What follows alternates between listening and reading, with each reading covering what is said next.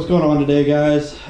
So a few of you have asked for a video in regards to what you should, I don't want to say what you should and should not do to your car, but more or less like the best bang for buck. So today we're going to go over, for the Mark 6 platform, like what I feel is the best 3 mods you can do and get the most out of your money. And this is just my personal opinion, stuff I've seen between data on the dyno and stuff like that. So, number 1 for me, hands down one of the best mods you can do that car is an intercooler. Factory one is not up to the task when you start turning boost levels up. And if you're going to be doing multiple back-to-back runs, whether it's at the drag strip or in Mexico, or you just live in a hot climate. There's a bunch of intercoolers out there on the market. Personally, I like the integrated engineering FDS factory location replacement. And my next would be, if you wanted to do a front mount intercooler, would be like a CTS or the ATP makes one with a Garrett core. That's pretty nice. You can get it in a couple different configurations. It works well. Next mod would be a downpipe. Now, to me, at the end of the day, I'm all for spending money on nice stuff, but if you're on a budget, it's a piece of exhaust tubing at the end of the day. So unless you want something that has a high flow cat in it or anything of that sort, then spend the money to get something nice. IE makes a nice downpipe again. Unitronic makes one. CTS makes one. There's all sorts of endless options out there as far as that goes. If you want to do catless, honestly, I've run them on my own car. I've modified them for others. You can buy the eBay $100, $150 catless downpipe. That's for the FSI. And you can modify it. You can add an O2 sensor bung to it and modify the flange, and they work great. I ran them on my car for years and never had a problem. If you're interested in that or details on how to do that, message me or send me an email. I'll put it in the link, and I'll explain to you how you can use one of those downpipes on your car.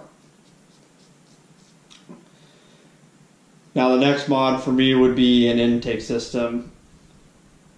Me personally, I've tested a bunch of them.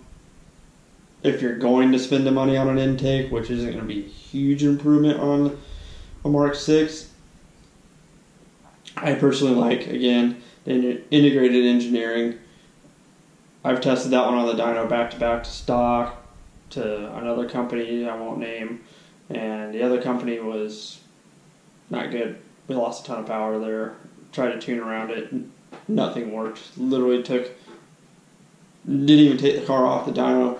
We pulled that other company's intake off. We put the IE one back on, left the mapping the same, and picked up all of our power right back. And I did multiple back-to-back pulls just throughout the whole heat soak, or the car cooled down, or glory run or anything like that. We've ran our fastest times with an IE intake. So if you're going to spend the money, I would say buy one of those. Keep your eye open on the marketplace and stuff like that too. I see them pop up all the time for sale, used for $200, $250, $300, and it's worth it. Personally, I love their intake. Now, those are my 3 favorite mods and your top bang for buck mods for the Mark 6. I want to get into the maintenance side of things. So you guys got to make sure these cars are just in tip-top shape. Tuning isn't going to fix a mechanical issue with the car. So if you have issues with the car, you have a check engine light other than maybe a downpipe code, you have to get that stuff fixed.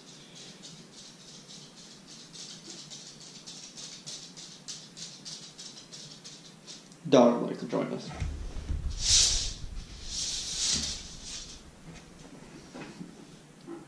You enjoyed the video today, Kevin?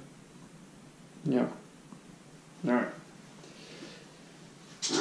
So, one of the important things to do is if you haven't replaced it or you have a high mileage car,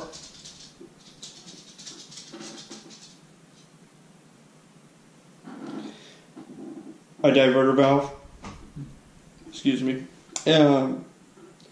OEM Revision D, hands down one of the best diverter valves you can put in the cars.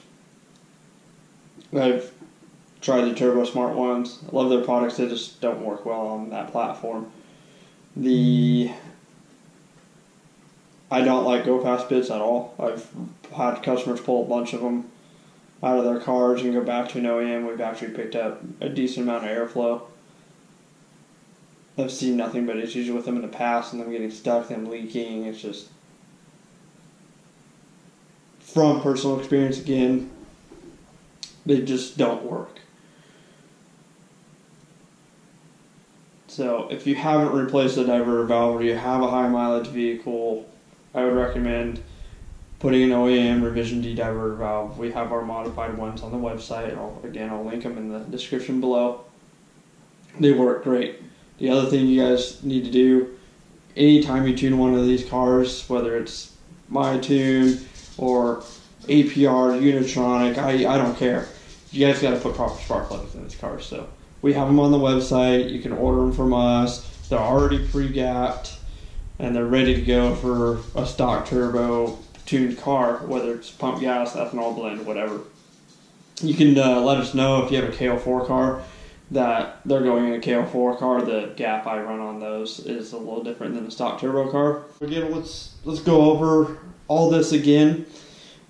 Mark 6 platform, 2.0T TSI, whether it's a Mark 5 TSI or Mark 6 TSI, this all kind of goes hand in hand here. But intake system, again, I prefer IE. Intercooler, again, I prefer IE or ATP or something with a good core. And a downpipe. You guys can decide what you guys want to do there. I know what I run. I don't care about having a cat or whatever. That's just my personal opinion. So I personally don't like cats. I don't care if they're high flows, 200 cells, whatever. They create heat. They create back pressure. It's just plain and simple. So it's up to you. Really, your biggest thing with running a cat or not running a cat is going to be, do you want a little bit less smell or do you not mind the smell? Especially if you're running ethanol blends, you're going to smell the exhaust a little bit more with a catless versus a catted or 200 cell cat or something like that. So intake, downpipe, intercooler, and then your basic maintenance, spark plugs and diverter valve, make sure everything's in tip-top shape and everything's good to go. Again, if you have any check engine lights that don't have anything to do with having a catless downpipe or a high flow cat downpipe, then you need to fix those issues before purchasing a tune. This makes it easier on you, makes it easier on me. You're going to be happier, I'm going to be happier. It just makes everyone happy, and you'll be thankful that you took the extra time. I'm not going anywhere, so don't try to rush to get your car tuned. Just make sure everything's right, make sure your car's good to go, and let's have some fun. So that's going to end this video. I'm going to do a few more segment videos. The next one's going to be the Mark 7 stuff, which is very similar. There's a little differences there. And then we're going to get into kind of the bigger power stuff like hybrids and KO4s and IS38s and port fuel and stuff like that. So if you guys like this video, comment down below. Let me know that you liked it. Give me some ideas on what else you guys like to see. And subscribe. Give me a like. Really appreciate it. If we can kind of work together on this and you guys are enjoying this, let me know, and I'll be more inclined to do some more of these videos in between my pretty hectic schedule. So thanks again. I'll see you guys next time.